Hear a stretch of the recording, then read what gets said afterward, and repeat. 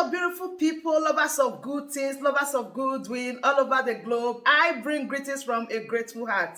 Good morning, good afternoon, and good evening, depending on your time zone. Thank you so dearly for always supporting this platform. I really do appreciate. In case you are hearing our voice for the first time, or you are coming across us for the first time, we still remain your one and only Progress News, giving it to you back to back. Remember, in this platform, we react to all videos, and your opinion is highly needed. So sit back, watch this video, and at the Igbos. These are not Biafrans. I'm talking of Igbos because there are some Igbos who are not Biafrans. I'm telling you the truth. There are some Igbos who are not Biafrans at all. And those are the Igbos who are politicians, who are academicians in Igbo land, who are businessmen, whose primary motive is their interest. It's not for the Igbo land. So even if they happen to be slaves to the Hausa Fulanis forever, they would rather be and be receiving stipends from them than having their own freedom to determine their destiny, their fate, their movement. We have such Igbos. So such Igbos they went to the universities, they have experiences, but they are the biggest of the idiots that have existed. How can you explain to me a situation where a Fulani man that is not educated, he has a program, he will hold meeting in Abuja, he had the 1989 declaration, and a couple of, I think last 2 weeks or some, they had a meeting in Abuja, where Muslims from 16 Islamic countries gathered together for their program for 2022 and 2023. And yet, people who are Igbos, they are still paying deaf ears to these things. One, they are killing our people. They are killing in Benue State. These are no fluke news. Real news. Where they kill people in Benue. They burn down villages and houses. They have the backings of the government. People are shouting. The one they killed in Ondo State. It has not entered the ears of Igbo politicians and politicians in the southwest or south-south. A bunch of very, very stupid people. They went to universities, but they are stupid. They are fools. And the Fulanis look at you and say, look, dictatorship cannot arise suddenly in the midst of a people. No. It grows with time. When a man begins to see that the people in the environment are docile, they are very lame, they see evil go on, they don't speak against it, it gives room for the rise of dictatorship, dictatorial ambition to come up. And when he comes up and begins to commit mayhem, atrocities, and people don't react, he sits comfortably and begins to expand his ideas of territorial ambition. That is why the Nigerian intellectual class is the most stupid intellectual class in the whole world. If you look at their press, they don't report correct things that will tell the whole world what is happening. NNAMDI KANU once said that if you take money and pay the Nigerian press, they will tell you the good sides of Satan. That is how useless, stupid they are. And let me just limit it within the Igbo enclave, Igbo politicians. They are killing in Ebonyi, Imo State. You are seeing it, they are killing people, they are dying. Yet, you are still hoping for a political solution. In the Nigeria, which the Fulani man is saying that he wants to take over the whole land and make all of us Muslims. You are still talking of one Nigeria. Where the oil in River State, in BIAFRALAND, other parts of BIAFRALAND is for the whole Nigeria. But the one from Zamfara is only meant for the northerners. You're still talking of one Nigeria. Is it not your political ambition, IPOB? You're not interested in the Igbos because you are accused of being a murderer. And how can a murderer be the leader of Nigeria being backed by the Igbos? Apart from that, we're not even interested. I'm only just arguing from that perspective. Then I'll come to the main one. IPOB has not cleared himself over those youths that were killed. A murderer. He has the face of a murderer. And our people are so forgetful that IPOB has come and they're talking obedient. The other time they were saying articulate. And he articulated them out of league, nonsense people. Now they're talking of obedience. This is how foolish, how unreasonable some of our people can be. When you talk about IPOB now, you are telling the Hausa Fulani man that the Biafran project, is not very important. And if IPOB goes and fails, I'm not even interested, I'm just using it as, just trying to give an example. If IPOB fails, you come back and start talking of Biafra, the Fulani man will say, you're not serious. That, get up. You're not consistent. You're not consistent. You don't stand on a decision. You don't make a decision and stand on it. You're only falling back now on Biafra because IPOB failed. That time when they dangled that carrot before you, Biafra is there, they dangled the carrot of IPOB. If you had stood your ground, that was what South did. They stood their ground and gave Jonathan presidency, no matter what was told them. We are not talking of presidency. The Biafrans are saying, we need Biafra. We are not talking of presidency. Now they are dangling, he will never be president of Nigeria. He is only popular online, on Facebook. When the things happen on ground, you will understand. By then it will be too late. You say, we didn't know what's going to happen like this. But we are telling you, you don't want to listen. What is wrong with your brain? is wrong with it? It beats my imagination to think that people who are considered to be intelligent people are becoming even more than, or should I say, more stupid. Let me use the language. The stupidest set of people I've seen. They are bringing train loads of people from the north to the east and west to come and kill us. They are buying sophisticated ammunition. You are still talking of 2023. They are preparing against it. They don't want it to take place. They are going to shoot you and kill you. You are still talking of 2023. The man whom you are trying to fight political power with has looked at the whole setup and concluded that 2023 is no longer a reality. So his program now is to import warriors from the Sahel and the Maghreb into our area to come and kill people with very, very highly sophisticated ammunition. They are putting on clothes of soldiers and police. They are shooting openly. Gumi said he knows where they are located. Gumi is advocating for them. And you, Peter Obi, you say you want to be president. To fix where? It is a tradition that has run for more than 150 years based on Islamic domination. You want to change it? No, you don't have any plan to change it. Your intention is to go and sit down in the government, and then your name will go down on record that you have been the president of Nigeria. That's what Peter Obi wants. Because he cannot do anything. They will not align him, and he can never win in the first place. The moment Tinubu got the election, all the Northerners, all the Fulanis left, even the party chairman, and went and visited Atiku. What does that show you? They have changed their allegiance. They are not interested in the party. They're interested in the person. From APC, they went to PDP, courtesy of Atiku, because they want him to rule again. Power should never leave them to your hands. And you went and joined the Youth Party, which you did not form though. And British people, they are very good in political calculus. What did they do? They brought up Peter Obi to be a distraction. That distraction will give the Igbos time to keep talking over things that are unnecessary until what the Fulanis want to do, they will do it. Because they understand now that as per election, it may not work. So the only way they can take over the country is by bringing in Fulani headsmen, jihadists, terrorists to come and destroy the country. And you are still talking about politics. The people whom you are going to contend with, who are in charge, who are in control, are importing terrorists from outside into the country. You see them come in their droves. When I see that, I begin to wonder, but how does Peter Obi think? One, he's a murderer. Number two, his ambition has made him to fail to understand that that place where he's going does not exist. The people you want to contest election with, who are in charge, don't believe in Nigeria. They want to take over because as soon as Fulani takes over Nigeria, they'll change the name from Nigeria to another country. It should be a republic that has an Islamic name or connotation or relationship. It must be something that's related to Islam. It cannot be Nigeria. Why is it that people cannot understand simple thing? Do you know that I have a friend who lives in Britain? She told me in their group, they have retired chief justices. They are still saying one Nigeria. I've never seen people as stupid as some Igbo people. But we Biafrans are not stupid. That is why NNAMDI KANU so far ahead, and he said, there shall be no election in Biafra. He dissected all the Igbo leaders. One by one, he was talking. Simon Ekpa has come and is doing the same thing, exposing wickedness and mistakes. Yet, people like Chekwa Sokorie, people like Oboni Onu, people like Peter Obi, they are all jostling for position. That I was discussing with somebody yesterday. I went to a store to buy something, and the man said, "Look at their calculation. That they know that Peter Obi will not win the election, but they're only bringing Peter Obi so that if Tinubu does not win, he will not agree, and the Northern, if they win, Tinubu will not agree, Peter Obi will not agree. Then there will be a problem in Nigeria that will bring about the revolution." And I told him, the Igbos can never get their freedom from another man's hand. It is not another man that will fight for the freedom of the Igbos. Don't wait for Tinubu to fight with Hausa people, the Fulanis, before the Igbos will get their freedom. That is a game plan that is not well organized. It's wrong. It dies from the beginning. NNAMDI KANU said, and I was making him to understand so that he doesn't take the glory tomorrow. He said that while they are busy attacking us in the east, that there's going to be an invasion of the north, and that will weaken them, and that they will die in the eastern state. He said so. So all these things they're talking, these are calculations. You didn't know they work. It's rubbish. Igbos are not bold enough to take sides to say, let's stay with NNAMDI KANU. He has spoken and spoken. We have known that what he said is true. Everything that young man has spoken has come to pass. He has spoken like a prophet. He has spoken like a mouthpiece of God.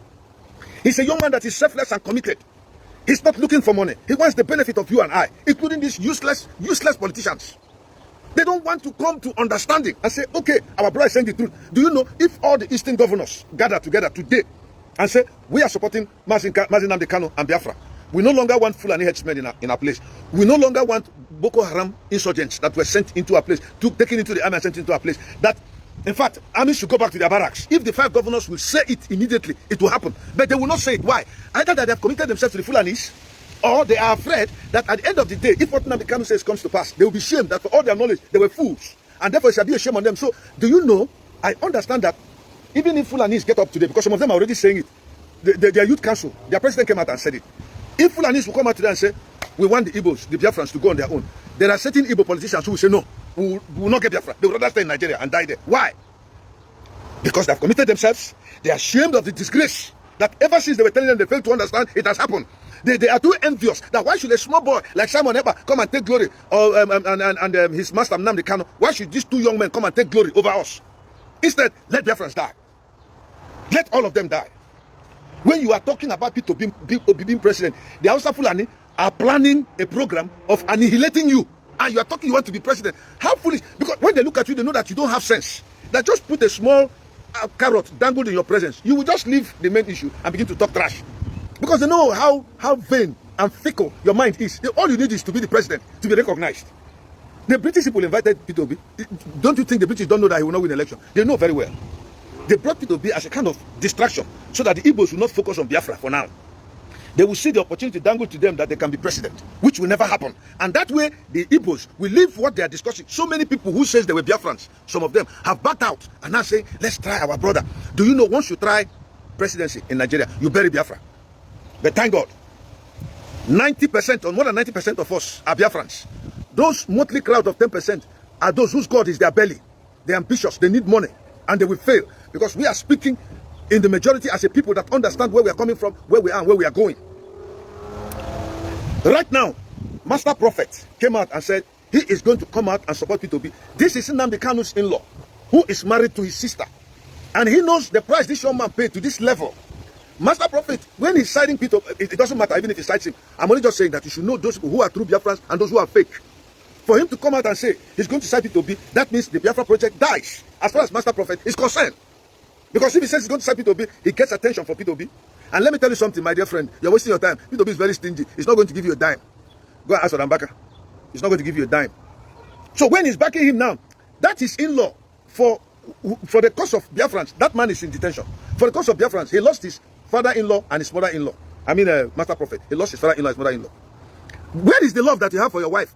When the brother is fighting for Biafra and he's been incarcerated, all the humiliation he has passed through, how many Biafrans died because of this issue? How many people whose life were lost? There were Biafrans on their sick bed as they were dying. They said they're dying in joy. That Biafrans should make sure that Biafra is realized. They should not compromise. What are you going to tell them? Somebody will say, why do I talk about Master Prophet? It's not important. No, I'm just saying because he is somebody that speaks on Facebook. We hear him.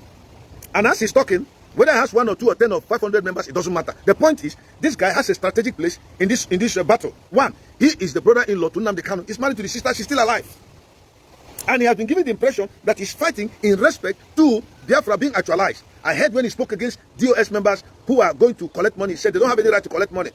So he is trying to give the impression that he wants Biafra to come. Suddenly, the man just got up and said he's going to declare support for P2B.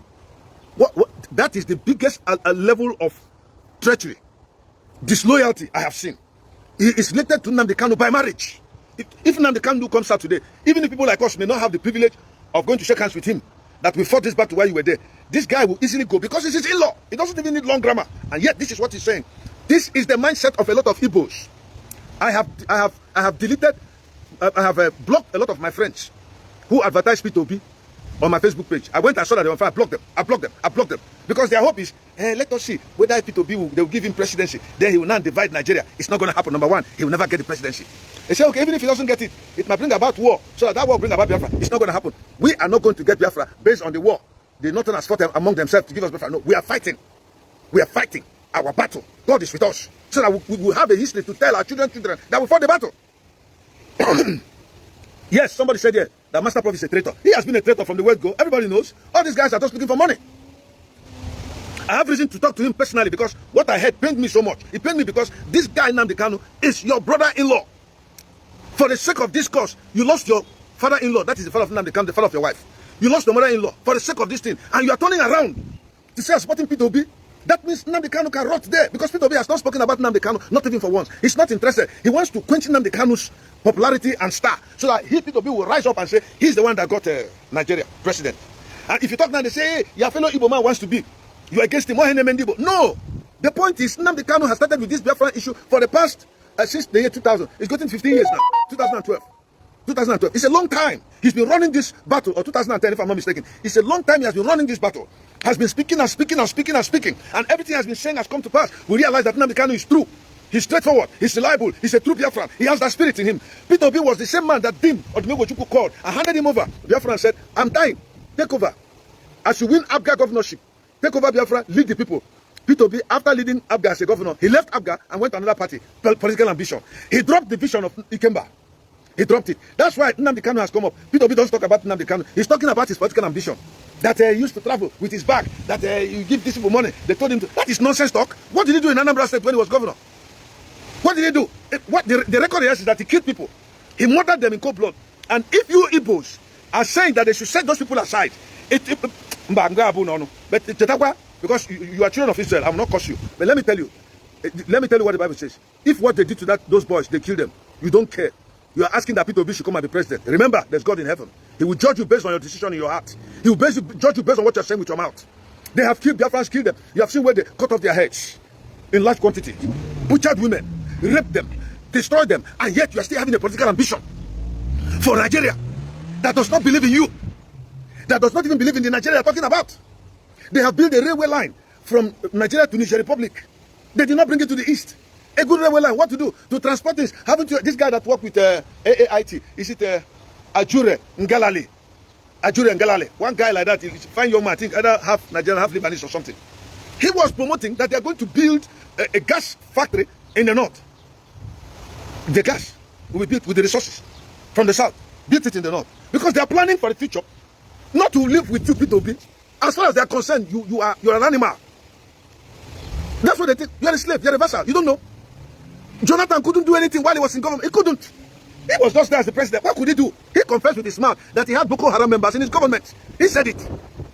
What can Peter Obi do? Why are you so stupid? Why are you so gullible? Why are you so much interested in getting power in Nigeria when you have a chance to actualize Biafra? Do you know why? Because you know that if Biafra comes, we will no longer tolerate political stealing, looting, misappropriation of funds, embezzlement. We will not tolerate it. Everybody shall give account of his office. You don't like it. You know in Nigeria you can steal and get away. You will not do it in Biafra. You will not do it because you know that NNAMDI KANU is going to set an example which others will follow, and will follow it to the letter. We are going to build a nation. You don't want to be part of it. That is why some Igbo politicians will rather go to the north and become slaves to the northerners than Biafra having their independence. They would rather be with Nigeria. I'm telling you the truth. They will rather. That's why a person like Goodluck Jonathan scrambled to go and contest presidency. They just messed him up. He left. Peter Obi left. Enya Baribe saw the whole thing, left. Because if you are still vying for an office in one Nigeria, you are against Biafra. If you are a true Biafran, you can never speak against Simon Ekpa. You know that Simon Ekpa is carrying this mission in continuation in the spirit of NNAMDI KANU. Simon Ekpa is just carrying it. You can see, like Elijah and Elisha, you can see the anointing that was in Elijah that fell on Elisha. He carried out, in fact, he was even more fierce than Elijah. You can see that Simon Ekpa is doing what NNAMDI KANU wants. That was why, listening to me, that was why, look, Emma, we don't look very far. That was why, when NNAMDI KANU was abducted at that early stage, he said, give Simon Ekpa a chance to speak. Because he knew quite all right that all these DOS members, including his in-law, none of them, he knew that they were all fake. I understand that before he was abducted, NNAMDI KANU was planning to organize his cabinet, remove these guys. I understood, based on investigations that I made, that he wanted to remove them from office. He was going to bring in Simon Ekpa. I'm very sure of it. I don't have any proof, but I'm very sure that if he was to remove all these guys from office, because he wanted to, a person like Simon Ekpa was going to come in to carry on with this spirit. Because as soon as this thing happened, can you imagine a man who says he has an Oga who is his president? For days, his Oga's whereabouts was not known. He didn't do anything. That's not going to happen. In a good climb where you have people who are sincere and truthful, NNAMDI KANU's every movement must be traced and accounted for. If NNAMDI KANU doesn't know, they should have told him that you are no longer yourself. You are our property. Biafrans own you. If anything happens to you, Biafra is finished. It happened sometime in Israel. David was on a war front. As he was fighting, he grew very faint. He was a warrior. Somebody took up his spear to kill him, or his knife to kill him. A Jewish man that saw it ran, an Israeli soldier, fought that man, killed that man, and saved David. And they told him that from today, you no longer go to war with us. That you alone, David, you are worth the life of all the Jews, all the Israelites. That if anything happens to you, the light of Israel shall be put off. That is how highly placed NNAMDI KANU is where the Biafrans are. If Chike understood what it means to be in leadership and to assist his master, he would have told NNAMDI Kanu, sir, let me tell you, with all due respect, you don't move anyhow. Because if anything happens to you, Biafrans will die. And of course, when they kidnapped him, people developed high blood pressure and died. Even me, I came out on TV and was crying like a small boy. They would have told him, okay, you can't move anyhow. Every movement you make, you no longer own yourself. Just like in America. The president does not own himself again. He's an American property. If anything happens to him, to affect the whole of America. So he does not decide where he goes anyhow. No. There are protocol arrangements. There are people who are sent ahead. If the president is going to come to a state, people go there 1 month before the time and begin to comb the whole area. Prepare his coming. Because he's no longer just the president of his name like Joe Biden. No. That brings us to the end of this update. Do well to like the video, share and subscribe. Thank you very much for always tuning in. I really do appreciate. Share the video and tell your friends about this platform, because the best thing or the best place for you to be is here. Turn on the bell icon so that whenever I drop a new buzz boost like this, you'll be the first to notify. Thank you once again and remain blessed.